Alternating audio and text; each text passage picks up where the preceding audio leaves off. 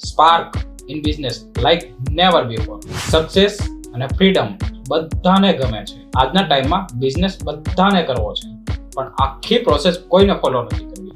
આજે હાર્ડવર્કનો ટાઈમ નથી. હવે જે પણ બિઝનેસ થશે એ બધા સ્કેલિંગ પર થશે.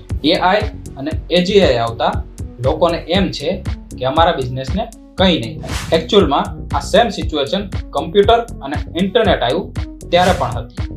ત્યારે એ લોકોને એમ જ હતું અમારા બિઝનેસને કંઈ નહીં થાય. આજે રિવોલ્યુશન જોઈ શકો છો.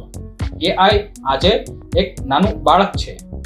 જ્યારે એ વયોવૃદ્ધ થશે, યુવાન થશે, ત્યારે ક્યાં પહોંચશે? એટલે એઆઈને લાઇટલી ના લેવું. Let's take an example. Apple 1976, Microsoft 1981, Amazon, Google, Facebook et cetera આ બધી જ કંપની એક્સપેરિમેન્ટથી બનેલી છે. હિસ્ટ્રી ઉપાડી જુઓ, કોઈ પણ કંપની પહેલો એક્સપેરિમેન્ટ નથી. ઇન્ડિયામાં પહેલા ટપાલ સિસ્ટમ હતી, આજે ઈમેલ સિસ્ટમ છે.